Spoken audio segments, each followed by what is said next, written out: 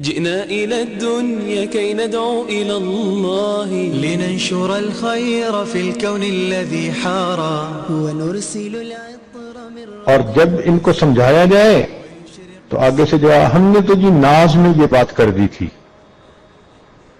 بھئی کر تو دی تھی نا، زبان سے بات نکل تو گئی تھی، نامہ اعمال میں لکھی تو گئی تھی نا۔ اب فرشتوں نے یہ تھوڑا لکھنا ہے کہ اس نے ناز میں یہ بات کر دی۔ اور پھر کبھی کبھی پتہ کیا جواب دیتی ہیں، اور جی میں نے تو اوپر اوپر سے بات کی تھی۔ یہ اوپر اوپر کی بات ہمیں آج تک سمجھ میں نہیں آئی۔ بھئی جب آپ کی زبان سے الفاظ نکلے خاوند کی ناشکری کے، تو اوپر اوپر سے بات کا کیا مطلب؟ یہ سب شیطان کے بہکاوے ہیں۔ ایسی باتیں نہیں کرنی چاہیے جو انسان کے کیے ہوئے عملوں کو ضائع کر دے۔ یہ جو نعمت کی ناشکری ہوتی ہے، اس کی وجہ سے اللہ تعالیٰ بندے کو نعمتوں سے محروم فرما دیتے ہیں۔ اس لیے حدیث پاک میں عورت کو ناقصات العقل کہا گیا ہے کہ عورتیں عقل کی ناقص ہوتی ہیں۔ اب یہ جو عقل کی ناقص کہا گیا، اس کا کیا معنی؟ اس کا معنی یہ نہیں ہوتا کہ یہ بے وقوف ہوتی ہیں، عقلی اعتبار سے ان میں سمجھ نہیں ہوتی، نہ نہ نہ۔ عورتیں اتنی عقل مند اور سمجھدار ہوتی ہیں کہ اچھے بھلے بندے کی سٹی کو گم کر دیتی ہیں، ٹکنی کا ناچ نچا دیتی ہیں بندے کو۔ عام طور پر ہم نے دیکھا کہ بچیوں کے رزلٹ میں ان کے نمبر زیادہ ہوتے ہیں بنسبت بچوں کے، تو پھر ان کو کیوں ناقصات العقل کہا گیا؟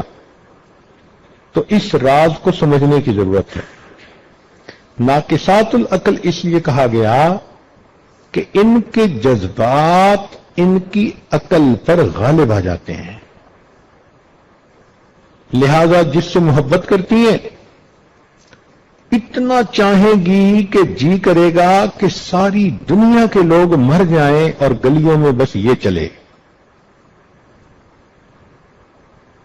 اور اگر کسی سے نفرت کریں گی ذرا سی بات پہ تو جی چاہے گا یہ زمین کے اوپر کیوں ہے، ابھی زمین کھل جائے اور یہ زمین کے نیچے چلا جائے۔ اس قدر ان کے اندر شدت ہوتی ہے،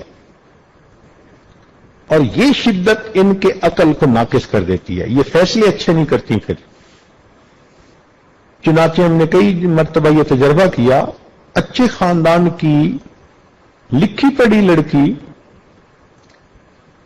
اب کسی بدکار قسم کے لڑکے نے اس کے ساتھ تعلق جوڑ لیا، نہ وہ لڑکا کسی اچھے خاندان سے ہے، نہ وہ کوئی کام کرتا ہے، نہ اس کی تعلیم ہے، نہ کوئی اس کی پرسنالٹی ہے، کوئی جوڑ نہیں بنتا دونوں کا۔ ماں باپ سمجھا کے تھک جاتے ہیں، کہتی ہے نہیں میں نے تو اسی سے شادی کرنی ہے۔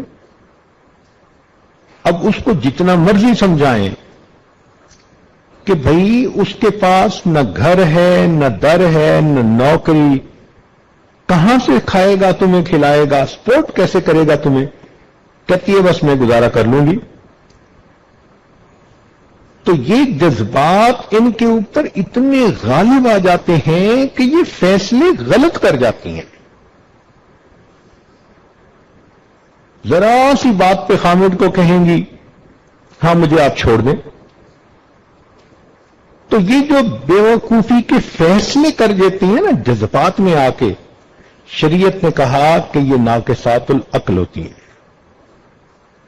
اس لیے تو شریعت نے طلاق کا حق مرد کو دیا۔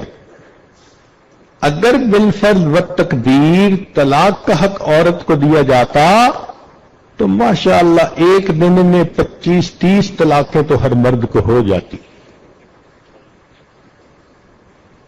اس لیے شریعت نے کہا کہ ہن ناقصات العقل والدین، دین اور عقل کی ناقص ہوتی ہیں، تو جذباتی فیصلے نہیں کرنے چاہیے، اللہ کی نعمتوں کی ناقدری نہیں کرنی چاہیے، خامند کے گھر میں جتنی تکلیف ہے اس کو اتنا ہی رکھیں، اور جو اس گھر میں اچھائیاں ہیں ان اچھائیوں کو برائیاں نہ بنائیں۔ پھر یہ کہ جب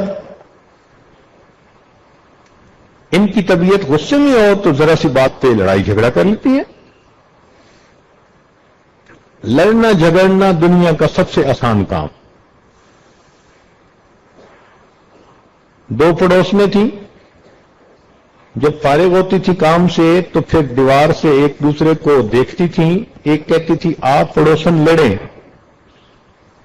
وہ کہتی تھی لڑے میری جوتی، یہ کہتی تھی جوتی لگے تیرے سر پہ، چل انگلی شروع ہو جاتی تھی دونوں کی۔ تو لڑائی جھگڑا کرنا کون سا مشکل ہے؟ تو یہ چیز اللہ رب العزت کے ہاں پھر عورت کا درجہ گرا دیتی ہے۔ ساس کے ساتھ جھگڑا بنا لیتی ہیں، نند کے ساتھ جھگڑا بنا لیتی ہیں، سگی ماں تھپڑ بھی لگا دے تو چپ کر جائیں گی، اور اگر ساس صحیح بات میں اصلاح کی خاطر بتا بھی دے، کہتی ہے نہیں ہر وقت روک ٹوک ہی کرتی رہتی ہے۔ تو یہ چیز ان کے لیے جہنم میں جانے کا سبب بنتی ہے۔